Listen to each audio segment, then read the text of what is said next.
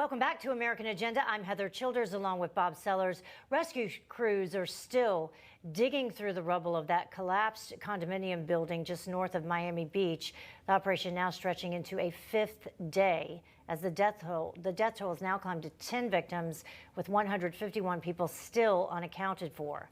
The mayor of Surfside, Florida, where this happened, spoke with Wake Up America this morning, weighing in on the ongoing search. Listen.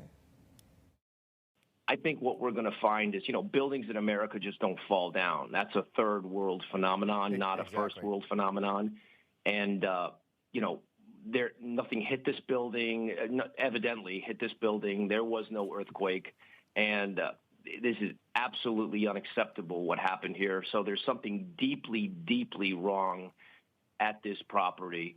And we're going to find out what the answer is. Well, as officials continue investigating the cause of the building structure failure, how do we know that this won't happen again? Ford, I'll start with you. Just your thoughts on what happened and the fact, as the mayor was saying, that this happened on American soil.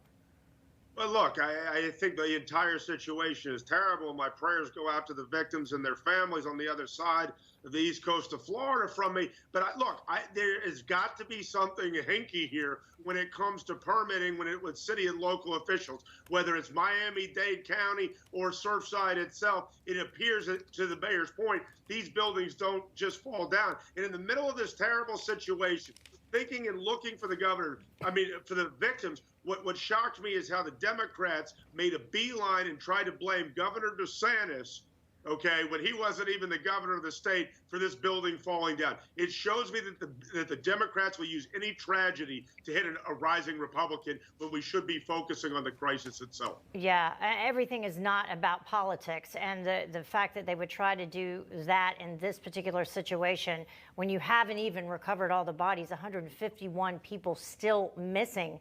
Steve, at this point moving forward, though, the city of Miami is calling for all buildings that are 40 years or older, 6 stories high or higher, to be inspected.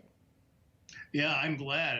I mean, my goodness, can you imagine if you live in a high rise, what you're feeling right now, the concern you have? I mean, my understanding is engineers were warning about this back in 2018, that there were structural issues, foundation issues. And, here we are in 2021. Now, I understand they were going to go through some renovations, but 3 years too late. And it's just unacceptable. And Ford's right.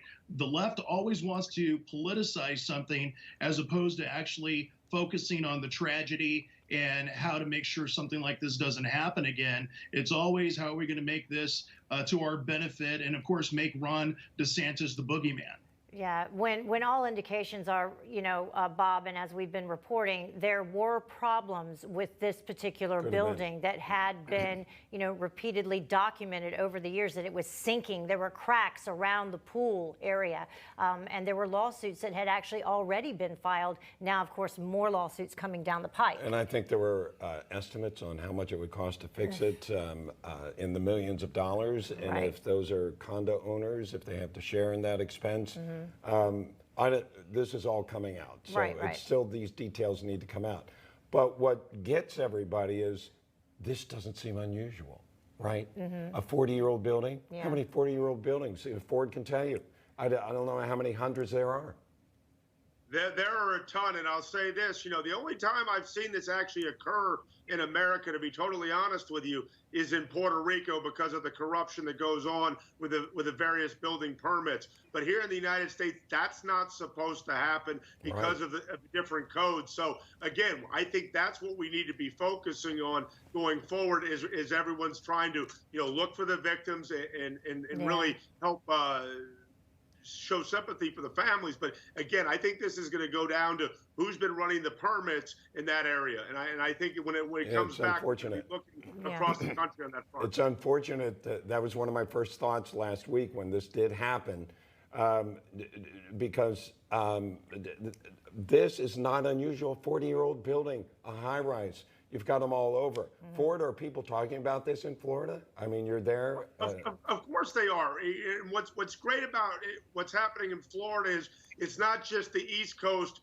that's pitching in here. It's also the West Coast. Everybody in Florida wants to take care of their own, even though we may have some political differences with the east side of Florida. I mean, I know that you have Lee County and Fort Myers people down there trying to help dig out the rubble. This is a case of Florida trying to pull together to help one of their own. And let's get Melanie in here, because obviously the thing that we should still be talking about right now is pulling together and helping these individuals. The folks in the half that didn't crash, they'll never be able to go back in there. They've lost everything, along with the 10 lives so far that have been confirmed dead, and then 151 people still missing. Melanie. It's so sad, but it's angering too. If you read the excerpts from that 2018 report that was mentioned earlier, it's really angering. One of the things that I thought, as I was reading that report, it mentioned that the repairs need to be done in the near future. And I'm like, well, when is that? Does that mean 3 years? I don't think that means 3 years. And I feel like that person, whoever, the consultant, needed to turn that into somebody, or needed to put a date on that and tell somebody about that, because that seems to be, to me, like a gaping loophole there. And the day before the collapse happened, apparently one of the Miami building inspectors was on the roof of that building. So, I think they were going to replace the roof, but there were problems underneath also. Yeah, and just the stories coming out of there, the people that did survive. There was the one gentleman who opened the door of his apartment after he was awakened by this loudest rumble he had ever heard. And if you have a chance to take a look at some of those images, there's this giant metal piece that had come from somewhere. The hallway's completely blocked off, and this giant metal piece that looks like a fork. A giant fork coming out of the sky, and he was describing it as the devil's fork. And I mean, it really is something to behold, the folks that were able to get out of there alive. It's unbelievable. All right, thanks everyone. Coming up, we're going to switch gears again, and we're going to talk about why MSNBC's Tiffany Cross is bashing talk show host Bill Maher. She has a few choice words for him, and we'll talk about that when we return with more of American Agenda after this.